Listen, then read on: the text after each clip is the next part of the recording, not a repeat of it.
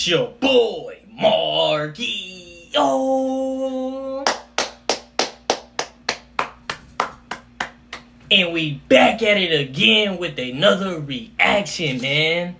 Today we got a LeBron James fan got exposed by Larry Bird or somebody. I think it was Charles Barkley probably had said something to the fan that exposed LeBron James GOAT debate. You know what I'm saying? So we're gonna get straight into this video. But before we do that, make sure y'all like, comment, subscribe for your boy, man. I appreciate y'all so much. I just want to give all y'all a big hug. All the ones out there that's been tuning in into my videos and watching my videos, man, y'all deserve a hug. You know what I'm saying? Some love. Like, I appreciate y'all so much. You know what I'm saying? Because, like, I can see the progress of my, like, growth of just reacting. You know what I'm saying? I'm growing a lot. I'm 22. You know what I'm saying? I got a long ways to go. I'm going to be 23 this year. It's going to be my 23, my Jordan year. You know what I'm saying? I'm finna take it up a notch when I'm 23. Now, I'm progressing. But when it's 23, I'm like Mike all day long, baby. You know what I'm saying? But I love all y'all so much, man. And I know a lot of y'all are big Larry Bird fans and Michael Jordan fans. And that's why I've been, like, posting a lot, you know what I'm saying? But I got to expand my variables, if you understand. You know what I'm saying? But I love y'all. Let's get straight into this banger. Hey, Charles. My name is Jordan. Just kind of annoying this question, but now that LeBron is the all-time leading scorer in NBA history with over 39,000 point careers, also ranking top 5 in assists and still climbing rankings in rebounds, blocks, and steals, all while consistently playing 20-plus seasons at an elite level for an old man, winning 4 championships, 4 MVPs, and making 19 All-NBA teams. Who is better, Jordan or LeBron?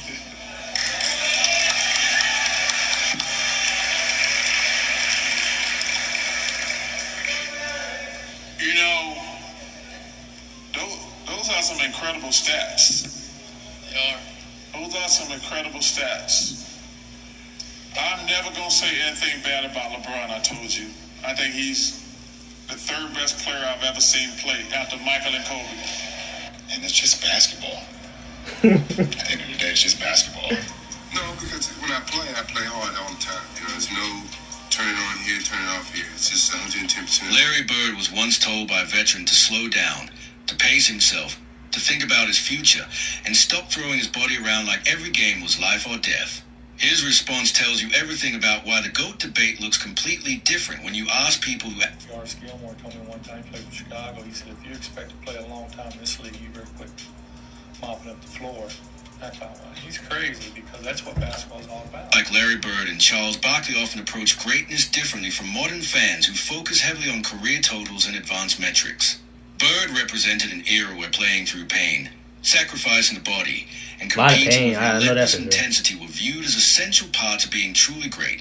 So older players frequently value peak dominance, toughness, and mentality as much as championships or numbers. That's why debates involving players like LeBron James and Michael Jordan often become clashes between 2 philosophies of greatness, one centered on longevity and statistical achievement, and another centered on dominance, competitiveness, and the willingness to give everything to the game regardless of the physical cost. My name is Jordan, which is kind of annoying this question, but now that LeBron is the all-time leading scorer in NBA history with over 39,000 point careers, also ranking top 5 in assists and still... I want to know, why do y'all think Michael Jordan is the GOAT? Take rings out. I'm a Michael Jordan fan. I feel like Michael Jordan is the GOAT, but I want y'all to know. I want to pick y'all brain. Like, why do y'all think Michael Jordan and Larry Bird is like over LeBron James? Why y'all think it's over every stat them? Weaponized, every accolade Over him. highlighted. My fault. The crowd is nodding because when you hear it laid out like that, it sounds like the conversation should be over. How do you argue against the all-time leading scorer who's also top 5 in assists with more than 2 decades of elite production? Barkley let him finish. Then he did something the fan wasn't expecting. You know, those are some incredible stats. They are.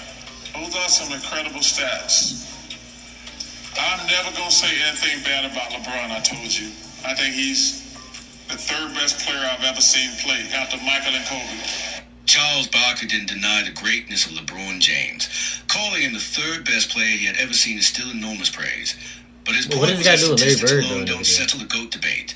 Once the fan finished listing points, longevity, All-NBA selections, and career totals, Barkley reportedly shifted the discussion toward context, arguing that modern stars benefit from longer careers, different rules, advanced training, and a league built to maximize offensive numbers. For Barkley and many players from older generations, greatness is measured less by accumulation and more by dominance, fear factor, competitiveness, and how completely a player controlled the biggest moments, which is why names like Michael Jordan and Larry Bird still carry such weight in those conversations even decades later. Them two right there. LeBron. I'm not going to say anything bad about him. He didn't go to college for 3 years.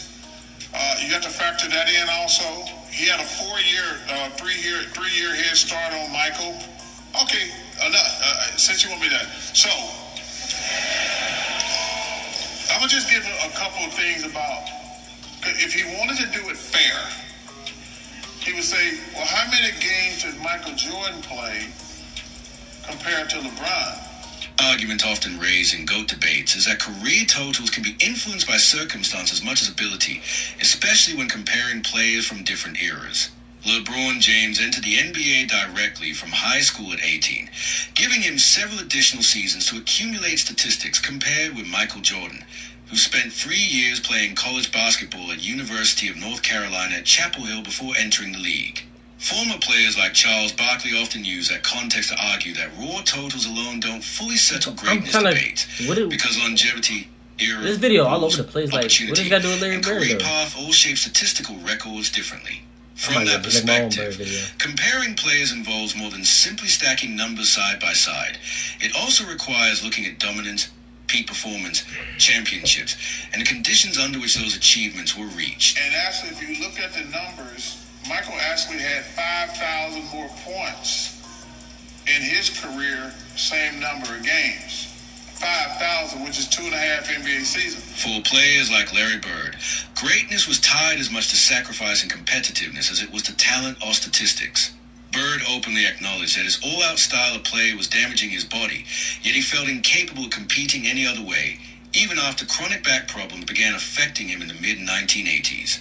Stories from teammates about his long pre-game routines, pain management, and refusal to sit out became part of his legacy, reinforcing the image of a player who prioritized competing over protecting his long-term health.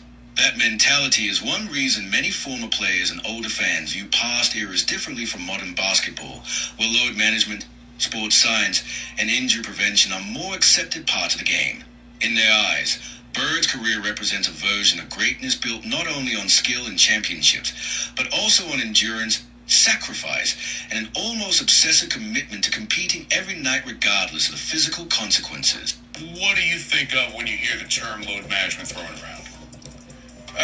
It shouldn't be needed, first and foremost. You know, I never wanted to miss a game because it was an opportunity to prove.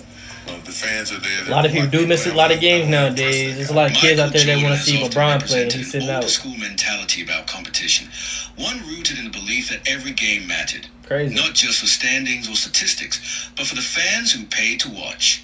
In discussing load management, Jordan emphasized that many people in the arena, especially those sitting high in the upper deck, may have saved money for months just to see their favorite players perform live. From that perspective, sitting out healthy players risks disappointing the very audience that supports the league. That mindset closely mirrors the approach of players like Larry Bird, whose generation often viewed availability, toughness, and nightly effort as core responsibilities of being a superstar, even when it came at a Because when I play hard all the time. You know, there's no turning on here, turning off here. It's just 110% on.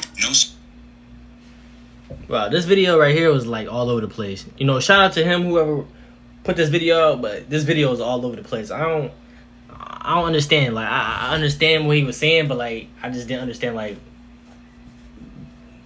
I thought it was really a Larry Bird video. You know what I'm saying? But we're gonna make this a Larry Bird video. You know what I'm saying? But y'all let me know before I start chatting. Like, why do y'all think Larry Bird is better than LeBron James? You know what I'm saying?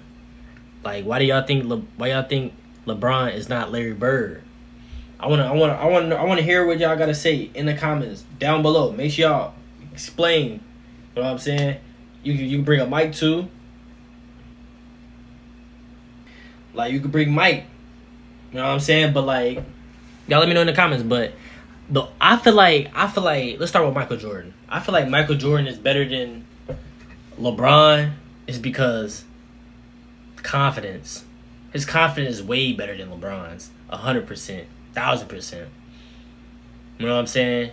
And we're not talking about analytics or like achievements. We're not talking about achievements like awards and stuff.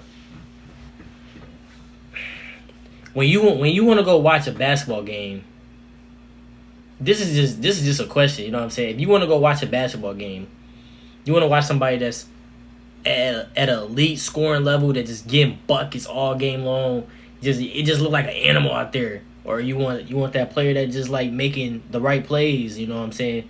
And driving down the lane, dunking here and there, bodying people, stuff like that. I'm pretty sure like 85%, 87% of people would say Michael Jordan scoring. Like a lot of people love going to the game seeing buckets. Like you gonna get this like this feeling when you see him like hitting the fadeaways, the turnaround J's, the dunking on everybody. You see the tongue out, like you see all the signatures. Like you will look and be like, that's what I want to be like, you know. And I'm not saying it's a lot of people. It's a lot of people out there that do want to be like Bron, but it's a lot of people that want to be just a scoring like, you know what I'm saying, get buckets. They don't want people. Don't a lot of people really don't like you growing up and you see somebody play basketball. You're not thinking of like I want to be the best. I just want to be the best passer of all time. A lot of people, it's people out there saying it, but at the same time, a lot of people want to score the ball. That's why parents always going after coaches, because kids want to score the ball. People want to score the ball. That's what they want to do, score the ball. They don't care about the passing and the rebounding. When you get older, then you start realizing like, oh, I can make the game a little bit easier of passing the rock, going to get boards, playing defense. Like I can affect in a lot of ways doing that and be a Hall of Famer. You know what I'm saying? But I don't really have to say too much about Mike. Larry Bird, he only played 13 seasons. LeBron is at like 22, 23. Look what Larry Bird. I gotta say, look what Larry Bird did, and look what LeBron did. If you want to go do your research, all the people that's younger or that is LeBron fans, y'all go do your research. 13 seasons, bro. Injuries, and he still played through injuries. Every game he played, damn near every game. All the kids that wanted to watch Bird, they watched him. They seen him play. It's a lot of people that want to go watch Bron. Bron sit out. He hurt because of a pinky toe, or he just want to sit out. You know what I'm saying? His confidence too. You know what I'm saying? His drive, his ability, like I don't know. I just feel like if he played Bron in this era, I'm not saying LeBron, he gonna get his, of course. But if Larry was playing against him, Larry would have gave him the work. I'm talking about the work of the small forwards. You know what I'm saying? I ain't gonna say too much, man, but y'all let me know in the comments how y'all think Larry Bird would have did to LeBron and what's the stats would be. Like, just let me know. Just go all in details down below in the comments, man. But you know what I'm saying? I'm ready to see what y'all got to say about all this, man. You know what I'm saying? But I love all y'all. I appreciate y'all. Hope y'all having a wonderful, fantastic day. God bless all y'all that's watching. And I salute to y'all. And I'm going to see y'all in the next video. I'm out.